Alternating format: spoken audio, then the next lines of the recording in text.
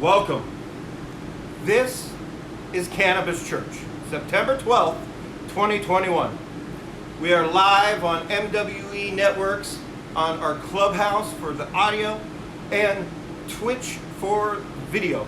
Unless, of course, you're watching this on the YouTube channel later on, or maybe listening to it on our official Cannabis Church podcast.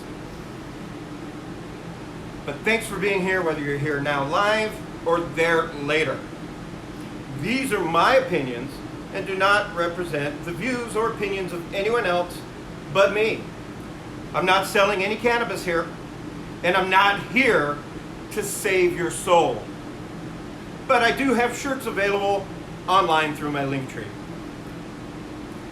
Welcome to Sunday service, where we preach the holy healing plant, God's gift to Mother Earth and our sacred sacrament. No judge, just love. All pronouns, faiths, and faithless are welcome at Cannabis Church. We are here to end the stigma of the devil's lettuce and connect to better wellness, personally, spiritually, socially, and for the planet.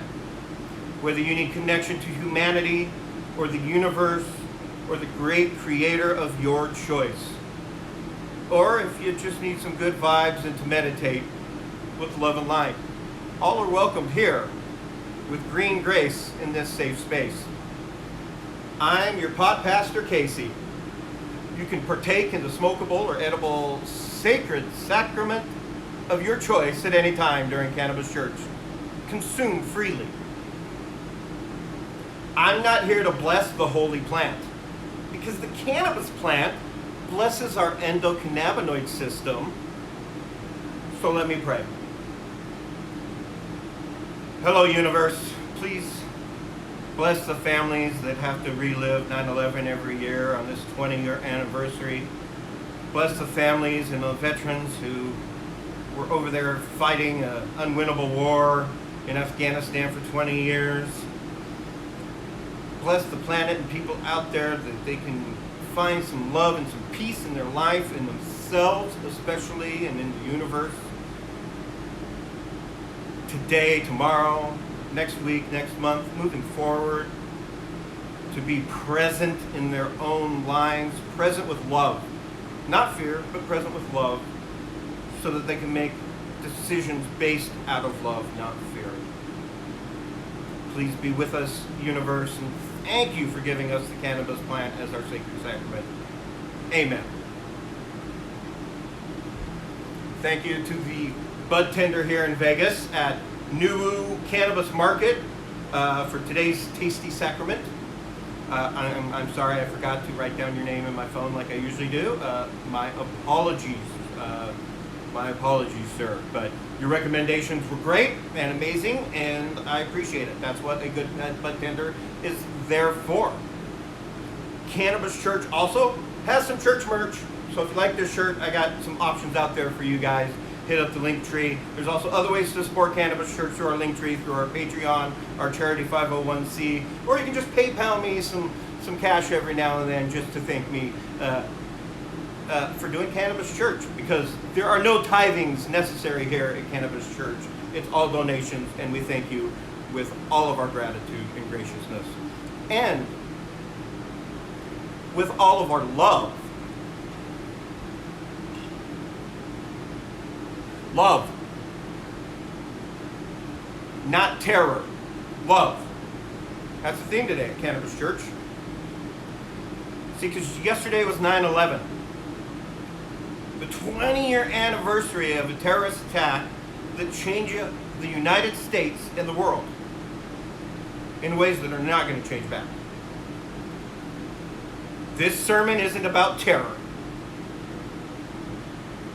I felt watching the Twin Towers fall on the news while I was watching with my best friend, Chris Osborne. It's the type of thing I'll never forget.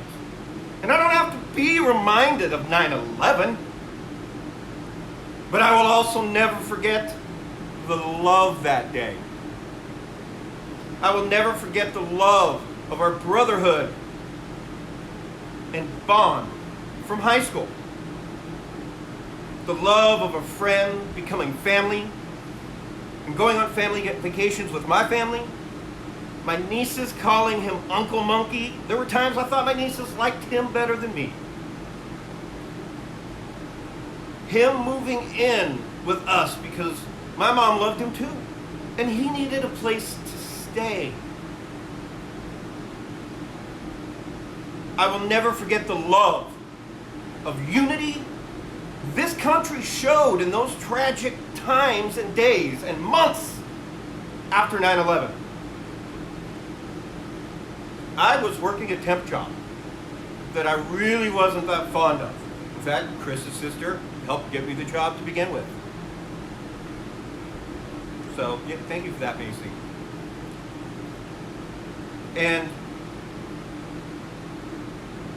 I was on my way to work when the first plane hit the first tower. When I got to work, everyone was gathered in the little conference room, huddled around this tiny little TV. You got to remember, this was 20 years ago.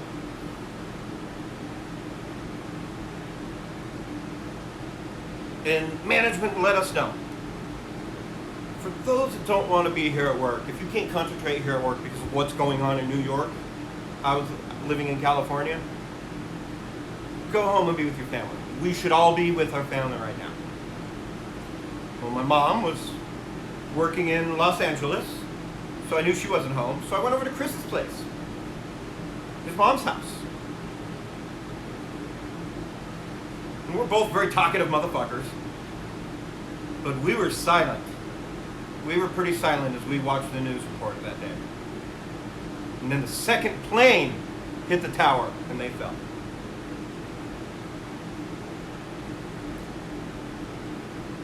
And I'll never forget the love of the brave men and women, the first responders, and complete random people I saw running to help. Running to help. That's not terror, living in fear. That's extreme love. That's living out of extreme love. That's coming out of a place of love and compassion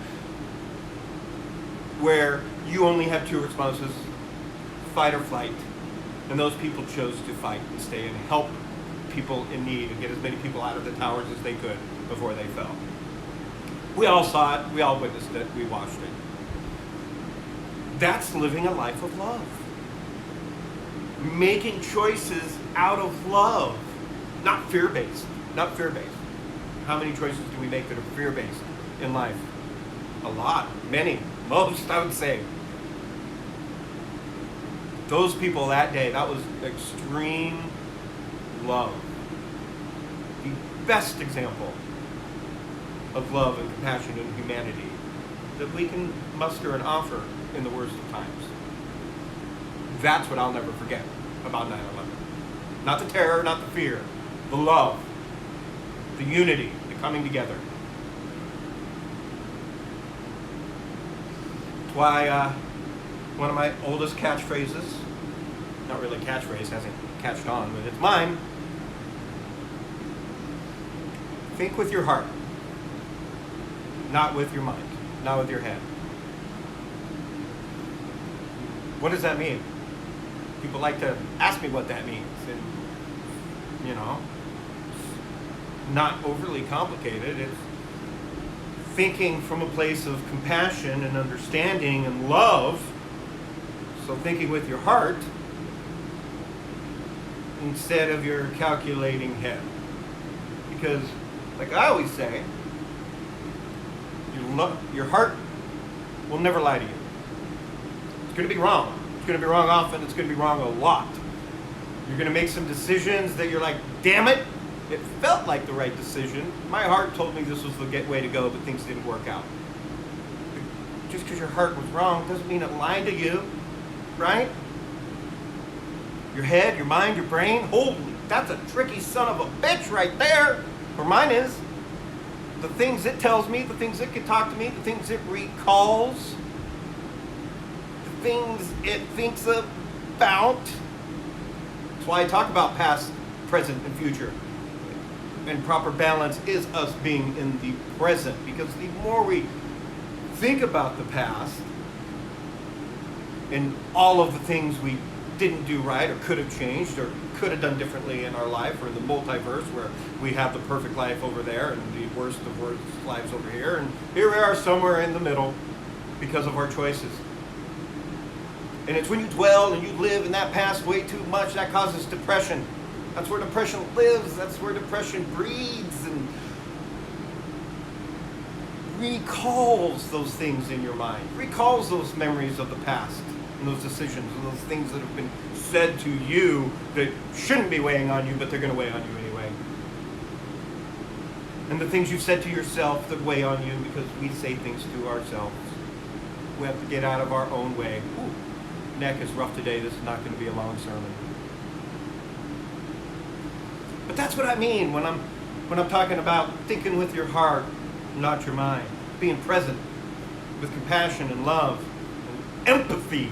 As an empath, as someone who, it took a long time to figure out I was an empath and what an empath really is. And now I know I'm an empath magnet. I'm a super empath. Like, I just find empaths out there in life on a regular basis. So love you empaths. Thank you for finding me and connecting and, doing the good you do in the world as an empath. But that's being present. The future is anxiety. The future is worry about shit you out of your control. It hasn't even happened yet. Why do we do that to ourselves? Why? It takes us out of the moment present. It takes us out of our spirituality. It takes us out of ourselves. It takes us out of our situations with our friends, our family, our work, our pets. It takes us out of the moment. Overanalyzing, overthinking, and all that anxious anxiety that is fear-based. Not love-based. And that's what the future is. Look to the future love-based, not fear-based. And then that's different.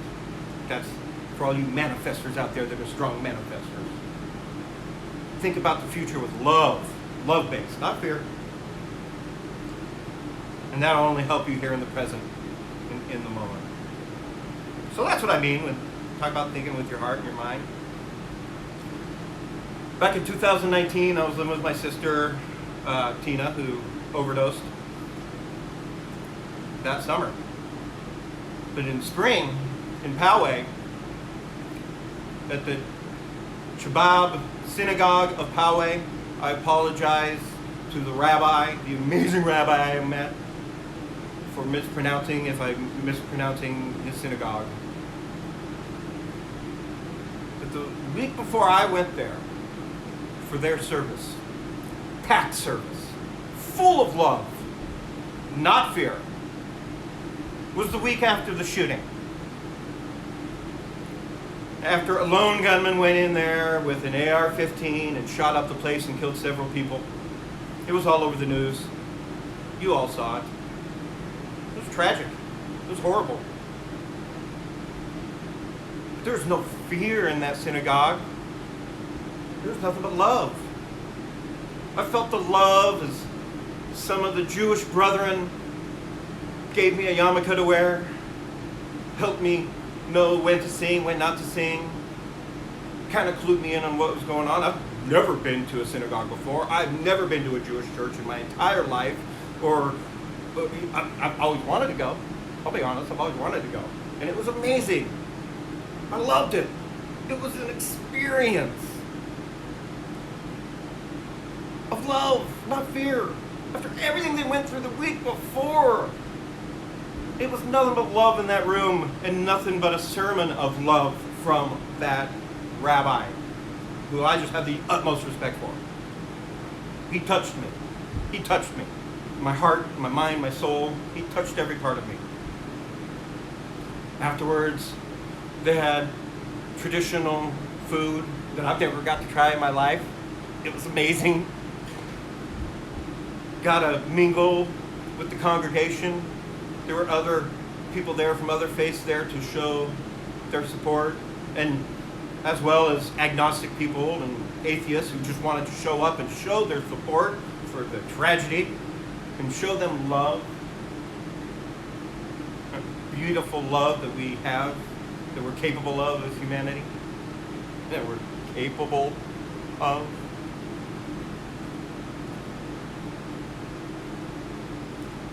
And as things went on, I met a young rabbi. He was the main rabbi's son, his youngest of the sons, I think. I don't know what they refer to them as in the Jewish faith, So, he's a rabbi light. He's a junior rabbi. He's a rabbi still in training. He's still a rabbi, but there's levels to it. I don't understand it. Please correct me, internet. I love to know and learn, so please correct me.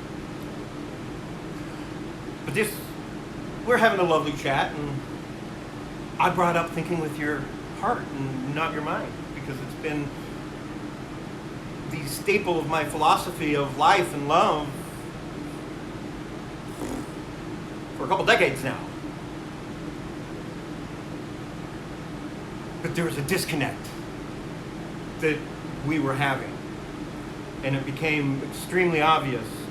And it's an age disconnect, He's a young, good-looking rabbi in his mid-20s, wifed up. And he let me know that was not the right way to live. Because if I'm thinking with my heart, then I'm overly romantic. And thinking with my dick is basically what he was implying. That's not what thinking with your heart is about. That's not, there's many levels of love in life, right? There's the romance love, there's the friend love, there's the family love, unconditional love, the unconditional love of the universe that I feel by the Creator. Nothing beats that love. And that's what awaits all of us on the other side, or hope all of us. I know it awaits me on the other side. I've been there. There is no feeling in heaven but love. Imagine that. We're so driven by our emotions and our feelings as humans, right? Imagine if we didn't feel all those other emotions and the only thing that was left was love. Yeah. And that's all you need to sustain you. Well, not here, but there. But we need that love to sustain us here, don't we? There's scientific evidence of what happens to babies when they don't get initial skin-to-skin touch and they don't get love immediately at birth. There's all kinds of scientific evidence out there of love deficiency and what that does to us becoming not fully grown adults sometimes, with maybe anger management issues, self-doubt, all kinds of stuff. That's what happens when we don't have enough love in our lives. We don't have enough self-love. And without that self-love, how do we find romantic love? How do we find our other person, our partner, right? I mean, that's what they say. I still think you can find your person,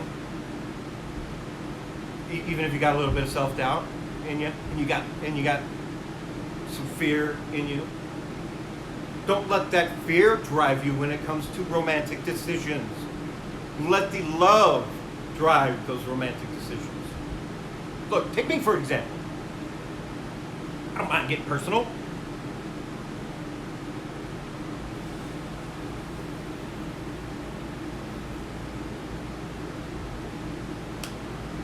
Take me for example.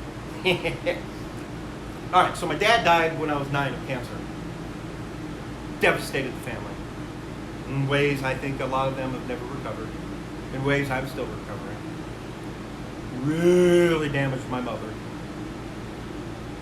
And I got to watch that growing up as a teenager.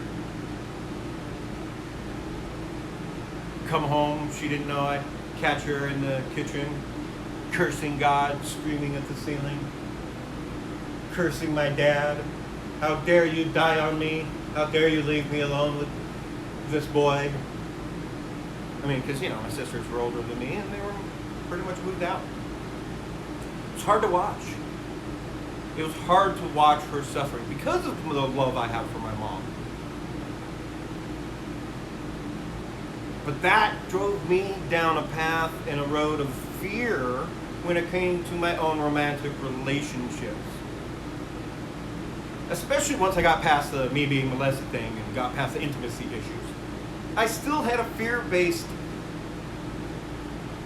mindset and thought when it came to romantic relationships because of what I seen my mom go through after my dad died.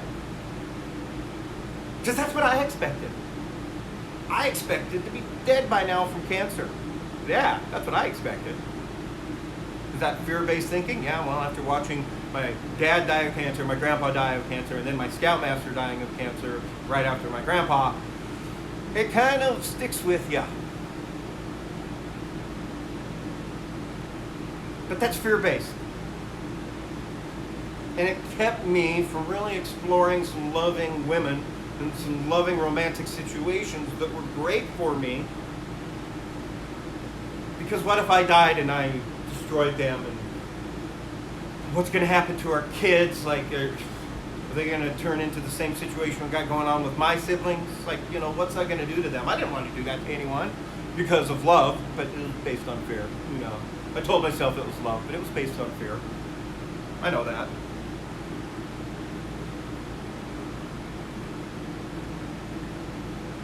I know that now.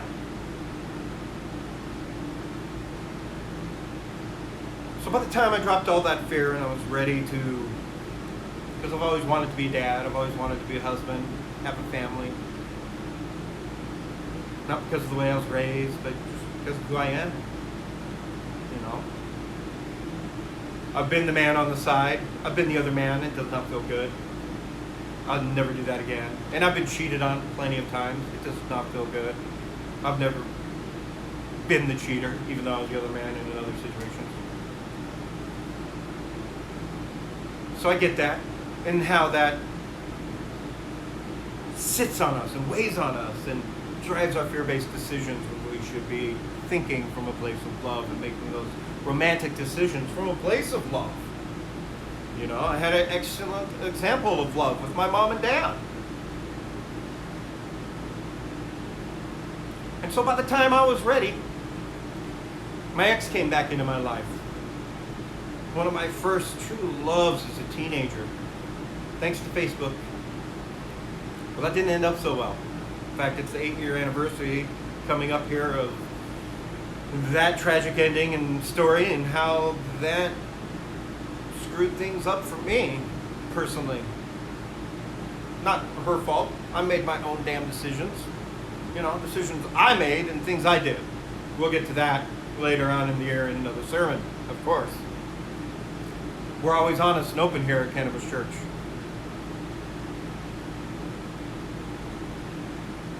And she came from a place of fear for that entire relationship. Not love. By the time it was over, I was in a place of fear. Not love.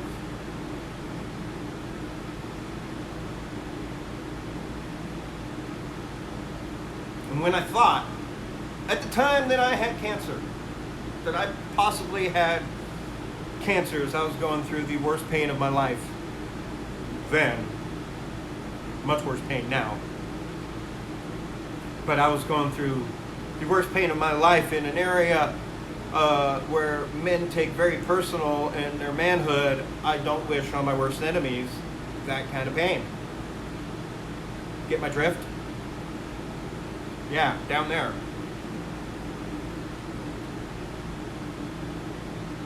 But it was too much. I'll skip to the end and give you the cliff notes, get to the full story in another sermon, but it was too much for her. The pain.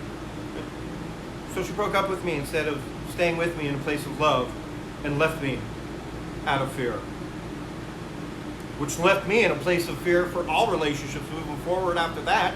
I haven't been able to trust anyone. Because now I'm back to that fear-based again in especially now with all the physical ailments I have and the chronic illness and all the different issues I got going on. A lot of fear-based. Because she walked away from me when we thought I was sick, and it turns out I really wasn't that sick. Just took a little pill to get rid of it. A little antibiotic. But she left me because she thought I was sick. Who's going to love me now, like in this current situation? As I get worse and more disabled and more physically uncomfortable and less able to do things on my own. Who's going to love me like that, right? Yeah, that's fear thinking. But I love myself enough, so it's okay.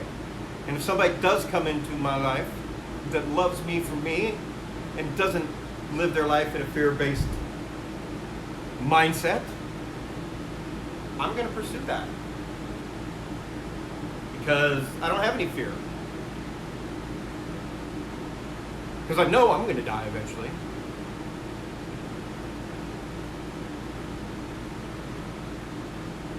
Just like my mom is 83 right now. I know she's eventually going to die. She's outlived most of her friends. Outlived my grandma, both sets of grandparents, most of my aunts and uncles. Like, she is just killing it at 83 for her age. We expect her to keep going, you know. We want her to keep going. We love her. But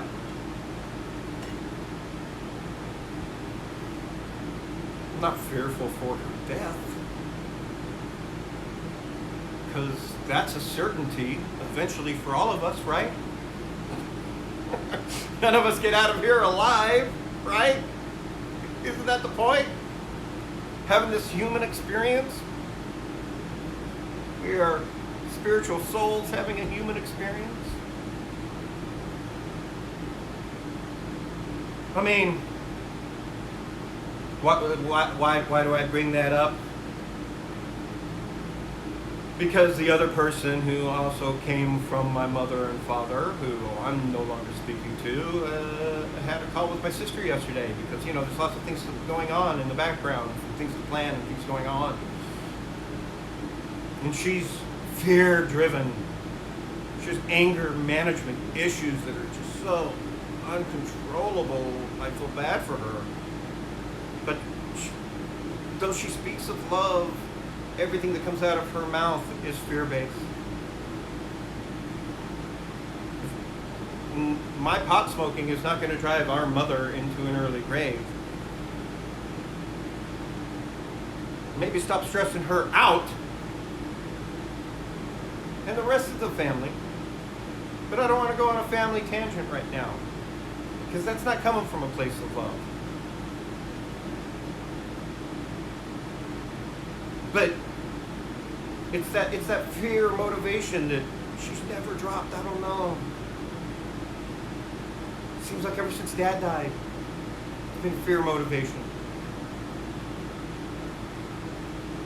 Ever since Dad died, I've been love motivated. I was always love motivated. No point really lying about that. But even more so after my dad died, because I understand how precious and short this life can be. So I try to go out there and love every day.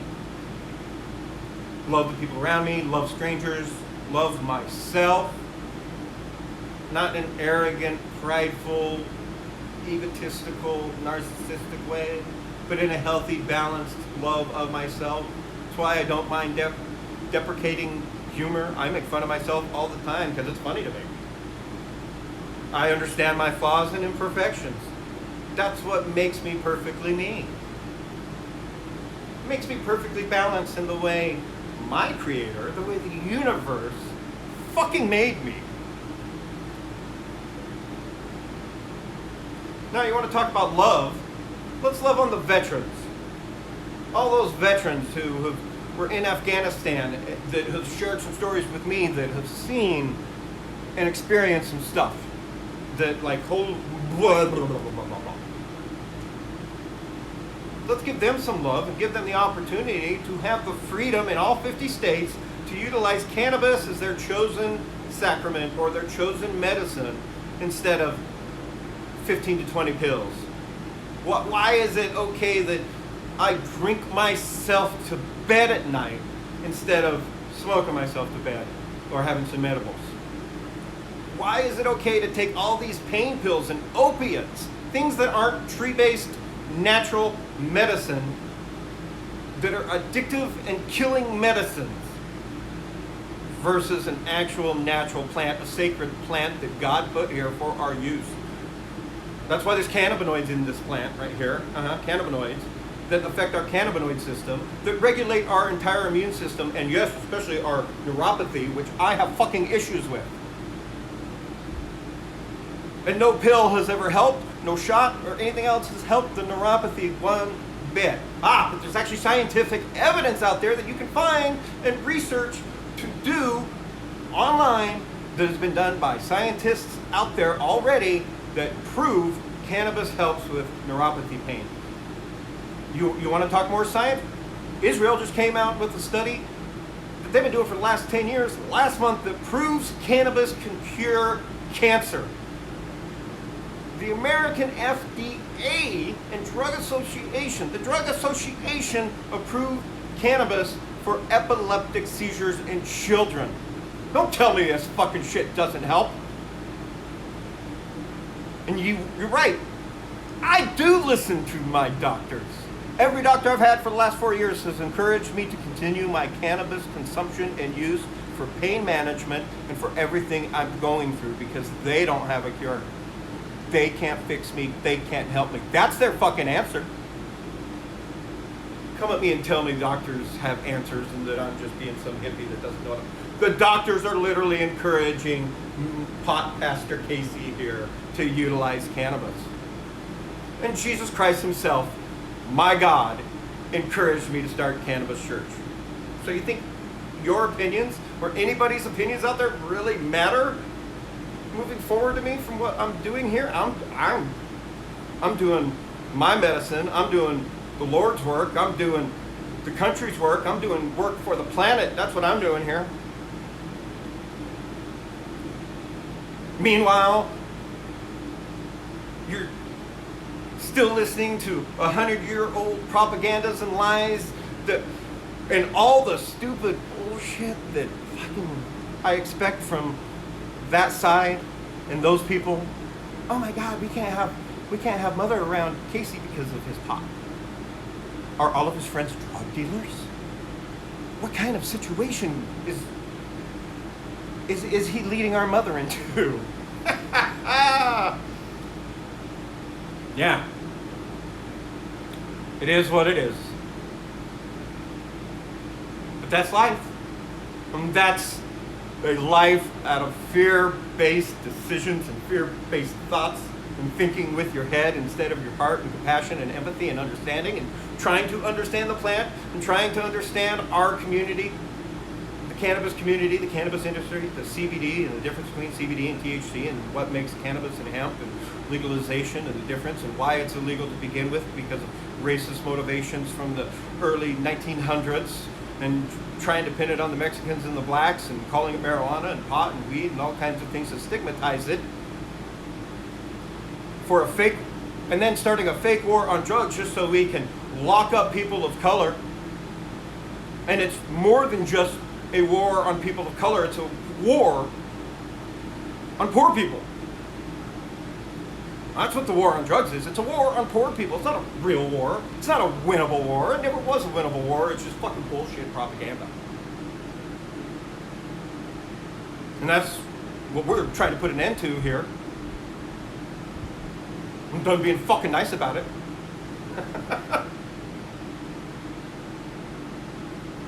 Nor do I need to be. This isn't your church. This is Cannabis Church.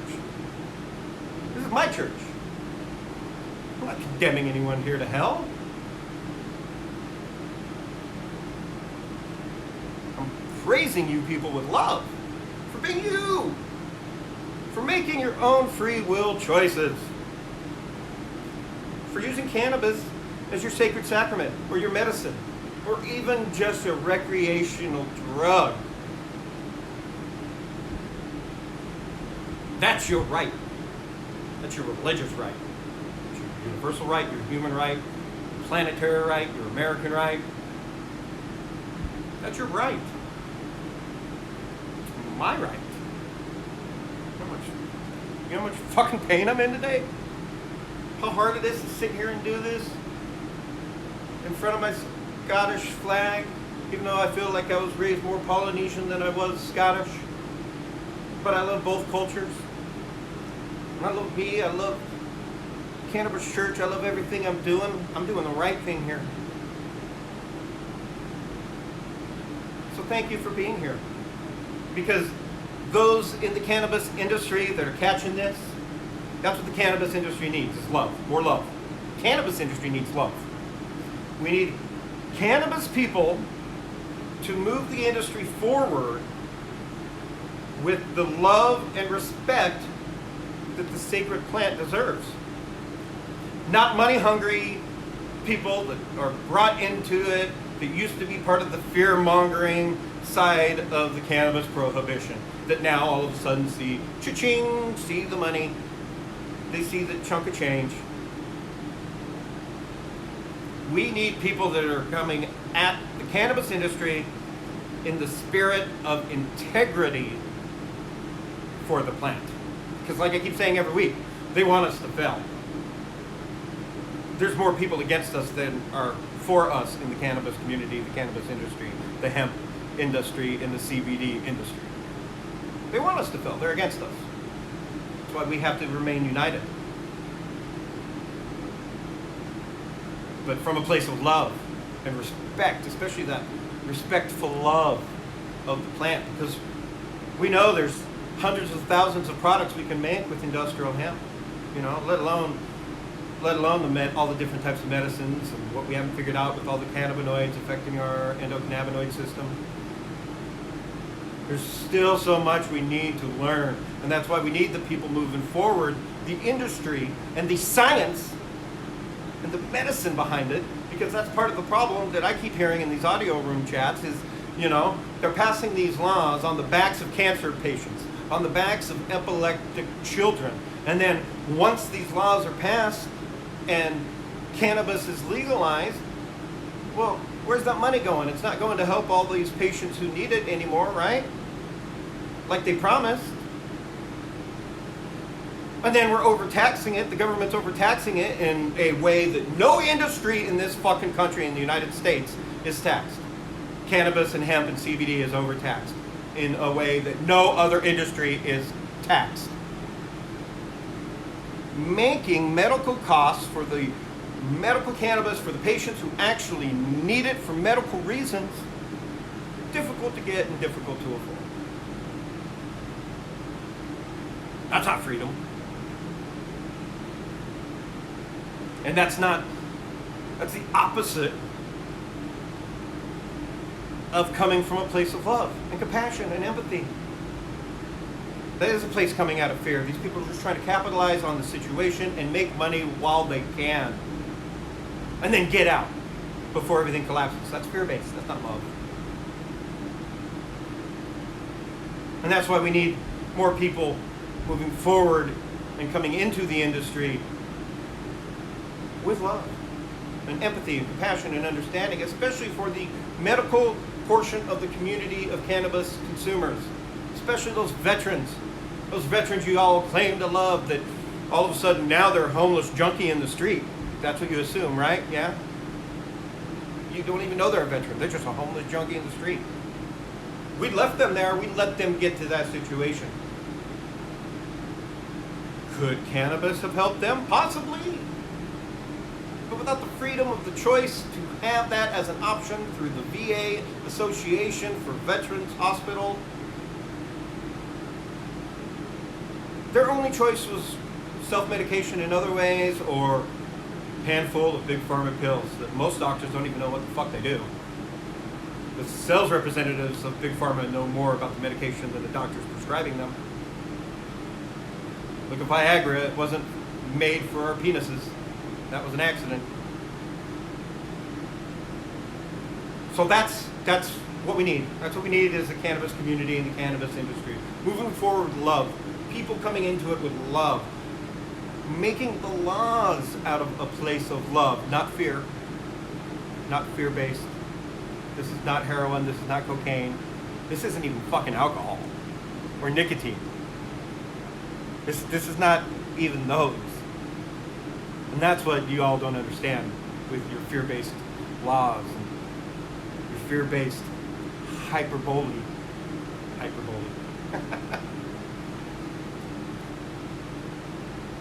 And you just keep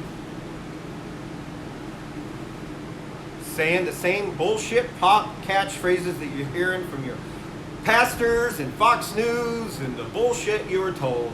Same dumb catchphrases. You're not educating yourselves. You want to get educated about cannabis, go talk to someone in the cannabis community. That's where you'll get a real education.